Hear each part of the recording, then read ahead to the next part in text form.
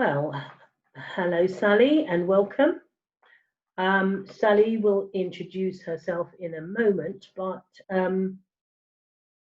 as you know, this is one in a series of season of vocations, and trying to encourage everyone to think about what it is that God might be calling you to. So, Sally, your title is Warden of Lay Ministry. Tell us a bit about what that role involves or what it means.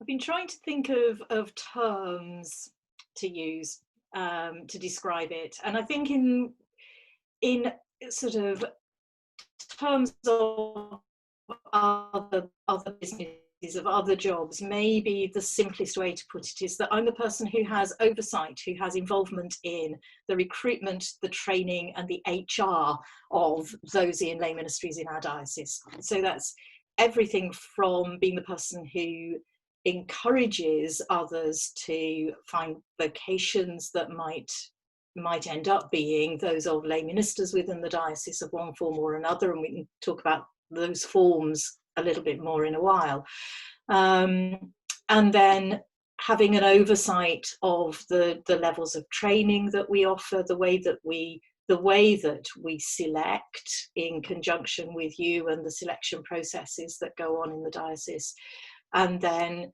oversight of the training that carries on once people have been authorised or licensed, and that's very much in conjunction with a lot of people.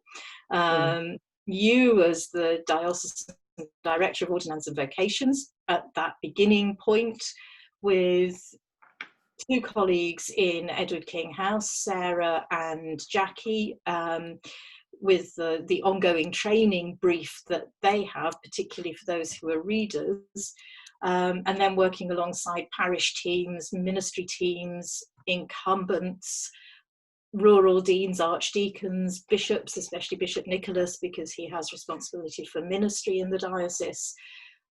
And then with the reader board, which is a group of people who have a responsibility for training and well-being for all who are in representative ministries, authorised lay ministry and licensed lay ministry across the diocese, with more local archdeaconry and deanery representatives.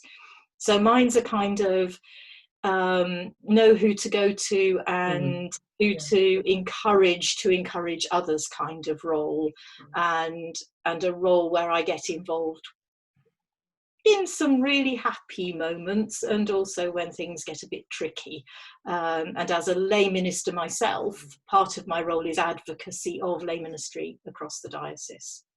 Right, okay, so very much somebody who bringing it all together and helping us to work as a team to make things happen. I would like to think that that's how the role works, yeah. Okay, most of us have an idea of what ordained ministry is, but what are the lay ministries that God might call us to?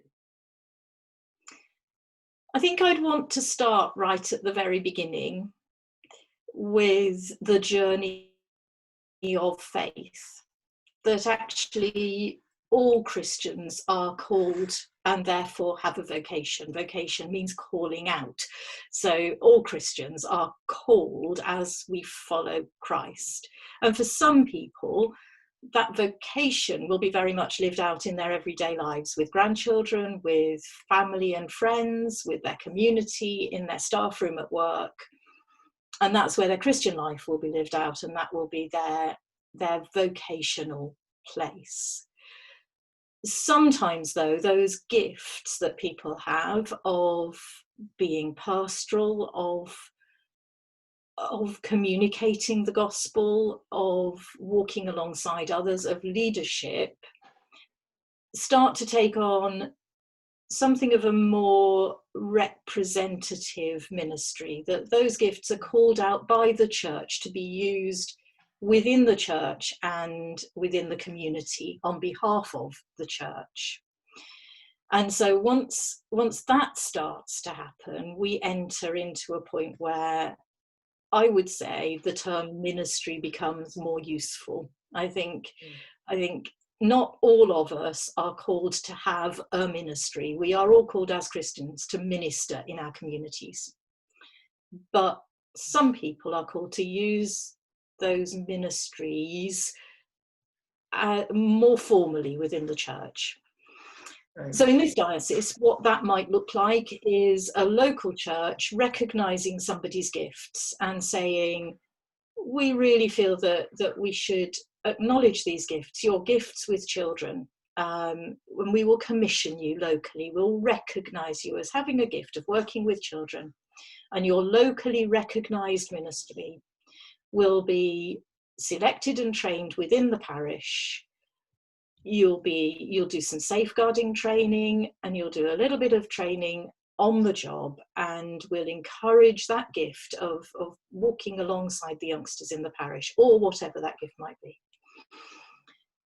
For others, there might be a sense that actually leading worship, or being somebody who has a real sense of mission and evangelism within the community, or somebody who maybe is part of a pastoral ministry team and so visits others, takes communion into nursing homes and people's homes on behalf of the church. That we would want to recognise a little and train a little bit more robustly, and so those people would be encouraged to train as authorised lay ministers. And for authorised lay ministry, the selection and the training is at a deanery level, but to diocesan standards. So the diocese sets the standards, the deanery does the training, the rural dean signs the certificate of authorisation, and that person has a ministry within the parish, but potentially across the deanery. And then there are licensed lay ministers who in this diocese we still call readers, whose ministry is of teaching the faith, enabling mission, and being leaders in church and society. And those people are selected and trained to national standards within the diocese, and a licence at the end of 3 years training is to the bishop. And so that ministry can be a preaching and teaching ministry, it can be a leadership ministry within a fresh expression of church, it might be the leader of the pastoral visiting team, all sorts of licensed levels of ministry. But those people can go to other parishes within the diocese at the request of another incumbent or another ministry team, and with the permission of their incumbent, and exercise that ministry maybe of teaching the faith by leading alpha groups, or a different kind of faith group, that sort of thing. And that's a licensed lay ministry as a reader. Okay, that's good. Helps to understand it a bit better. So you've told us a bit about your work. Can you share us a little bit of your vocational journey to this point? In many ways, it kind of looks like what I've just described. Okay. That I started my Christian journey as a teenager. I first trained as a speech and language therapist, and I saw that as my ministry. I was working with people with communication problems, and I think in many ways I would have described that as a ministry of word. I was the person who held together a multidisciplinary team, who communicated across the board, and who offered myself as a person of faith in that situation. I wasn't employed as a Christian, I wasn't in ministry, but that was where I felt my vocation sat for quite a long time. Then sensed God saying, maybe these communication skills could be used to some effect within the church, and made a little bit of a bargain with God, because as a family we were looking at moving up to Scargill House, becoming part of a community that led a retreat centre. And so my bargain with God was, well, if we go up there, then I'm ministering in a different way, but if we stay here in the parish, I'll become a reader. And after a couple of weeks, we did move, and after a couple of weeks at Scargill, the warden there came to me and said, "Sally, have you ever thought of being a reader?" And at that point, I felt like running away, because I really felt that that was just a call too far, thank you, God. Did my training while we were there, preached and led parish weekends alongside others in the ministry team there. And while I was leading, from Scargill's perspective, a retreat, the speaker was somebody from the prison service, and she came and she spoke about prison ministry. And I had one of those burning moments of, that's the ministry I feel called to, but never felt called to ordination, and so put it on the back burner and thought it could never be mine. Until we had left there and been in another parish for about a year, when an advert came out for a prison chaplain, lay or ordained, reader or ordained person. And I applied and spent 8 wonderful years in prison chaplaincy, where I really honed my pastoral ministry, but developed from there to a more teaching ministry within the ministry training course that existed at the time, and got very involved in theological education, and was called out from prison, having struggled really with... That sounds very interesting. You were called out from prison. I feel I was called out from prison, yeah. Some people do get out, and I was one of them. And it was very much a struggle with God of, if I stayed there, I needed to move on in that ministry. I needed to be ordained, and I have never sensed that call to ordination. And so, what are you calling me to, God? And when I came to a real point of peace and acceptance that it was not to be ordained so I could get promotion, then the call came to be more involved in theological education. And I think all the way through, there's been an element of being somebody who's called to a communication role, right from speech and language therapy to now. There's a sense of a ministry of word that is about interpretation of one group to another, and of representation of a group of people. And at the moment, I see my representative ministry as being that of lay minister within a diocesan structure, representing those who I serve in my role. Oh, fascinating journey. Lovely. Thank you. I understand that some changes are coming nationally to reader ministry. Can you tell us a bit about that? Touched on that a little bit in the categories of ministries. Readers have traditionally been known as lay theologians and preachers and teachers. That's being Central Readers Council, who oversee reader ministry nationally, have kind of honed that down to 3 sentences. And the idea is that readers are teachers of the faith, enablers of mission, and leaders in church and society.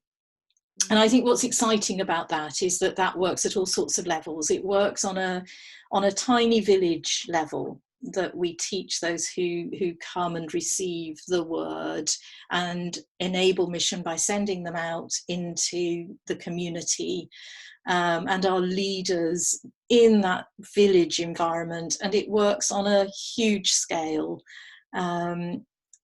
For somebody, for example, like Paula Gooder, who is a reader and Chancellor of St Paul's.